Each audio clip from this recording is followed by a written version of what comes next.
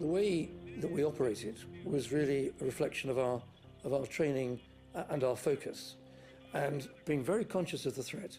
There was a long-range sniping threat, there was an ever-present IED threat, which meant that our planning of routes, our patrolling, our mutual support, one part of the patrol supporting another, so there was always someone on the ground surveilling hilltops or other places where a threat could come from. And soldiers rise to that kind of professional challenge. We knew what we had to do. We knew the atmosphere was pretty dire around us, but we were determined that the rule of law, British law, was going to still extend, because the strategic objective was that Northern Ireland would remain a part of the United Kingdom. Essentially, we were there to deter the terrorist. We were there to prevent him moving easily. Our threat came from across the border. It didn't come internally. We had no internal IRA men, if you like. They came from across the border. Now they would have had their informers and their eyes and their ears in our area, but the gunman or the bomber, he came from Donegal or the surrounding counties. The attack happened at 4:20 at the Derryard checkpoint, about 2 miles from the Fermanagh-Monaghan border. The police say there was a bomb that went off at one of the police stations. There was another bomb that went off in one of the towns that my regiment was responsible for. There was a machine gun attack on the checkpoint at Killyvilly. So there was instances happening. But I have to say that it's what didn't happen that would play on your mind more, because even though you would have, relative to a 6-month tour, there'd be relatively few incidents. They weren't happening on an hourly basis. They didn't actually happen for it to play on your mind, because you knew that the next step you take could be onto a pressure pad device that will blow up, or the next step you take could be there could be a sniper who's got a bead on you, or so it was the expectation that something could happen every minute that really, really wore on your nerves and wore you down eventually. Most of the tours that I'd done were Rural Battalion tours, which is for 6 months. And during that 6 months, your daily life is 8 hours patrolling, 8 hours QRF, 8 hours rest. When you're not out in patrol, you're in your Aniba vest, or you're sitting ready to be deployed in the event of an action. And then during your 8 hours rest, it's about getting your kit sorted, getting some sleep, or whatever it may be. Obviously, there would be days where maybe there was an operation on, but generally your day-to-day mundane activity as an infantry soldier deployed in a Roman battalion was 8 hours on, 8 hours QRF, 8 hours off, day in, day out for the 6 months. Improvised explosive devices were probably our biggest challenge. On one occasion, a milk churn by a crossroads at somewhere called Courtrees Bridge between Crossmaglen and Fork Hill had been identified, and people were concerned that this might well have been an IED. My company commander, Major Peter Willis, planned a deliberate operation to go and clear this device. All our movement was by helicopter. We flew in and out of cordon on the basis that the vehicle was too dangerous. 5 of us moved forward to a spot where we could observe and show them where the milk churn was. As we were going forward, Peter Willis, my company commander, stopped me, gave me a photograph and said, don't bother to come any further, orientate yourself to the ground for a lie-up operation I want you to do here this weekend. So I stopped. They went about another 30 yards, and 30 seconds, a minute later, tremendous explosion, and the 4 of them were standing on 70 pounds of commercial explosive, and all 4 were killed completely. One reflects on, if Peter hadn't stopped and given me the air photograph, it would have been 5 killed. That does make you ponder about life a little bit. The soldiers, dead and alive, have been lying over there ever since the bomb went off at 10 to 10 this morning. An army doctor flown in by helicopter was able to confirm that 2 were dead and 1 injured. But because of the great danger of further booby traps, he was unable to get to another 2 men. However, it's pretty certain that they too are dead, bringing the final toll to 4.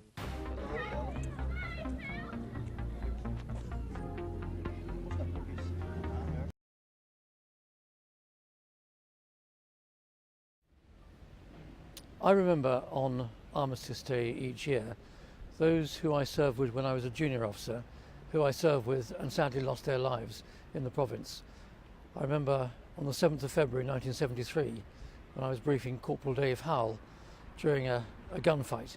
Private Chapel Hall, my driver, was acting as a sentry beside me, and a burst of fire came down the street and Corporal Howell fell with a bullet in the chest, and Tapper Hall fell with a bullet in his back, and very sadly later he died. It's tough when your driver dies beside you, and it was my privilege to give his sister the Elizabeth Cross some years later. I also remember a couple of years later in 1975, my company commander, Major Peter Willis, and I, with 3 others, complete bomb disposal team, were operating in South Armagh, and I stopped. They went forward 30 yards ahead of me, and 30 seconds later there was a tremendous explosion and all 4 of them were killed. And again, Peter Willis, Sergeant Major Garside, Staff MacArthur and Corporal Brown are people I remember very clearly and very closely every Armistice Day. I remember them well.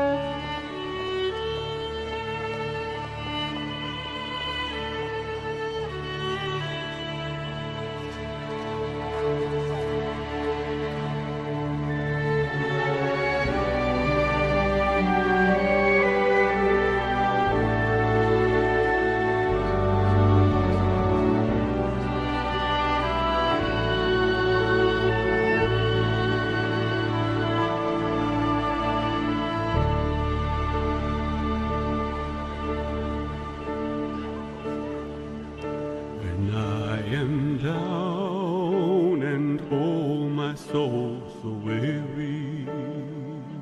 When troubles come and my heart burning deep, then I am still and wait here in the silence until you come and sit a while with me. You raise me up so I can stand on mountains. You raise me up to walk on stony seas. I am strong when I am on your shoulders. You raise me up to more than I can be.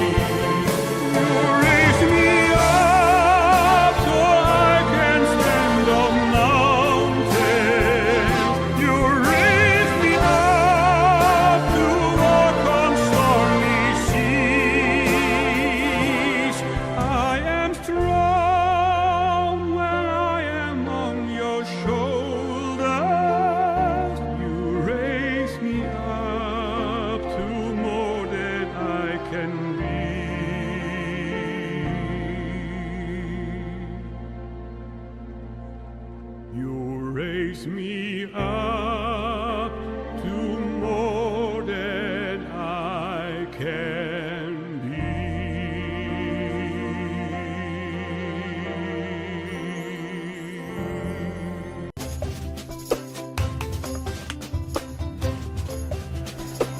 I got my ticket for the long way round, 2 bottles of whiskey for the way, and I sure would like some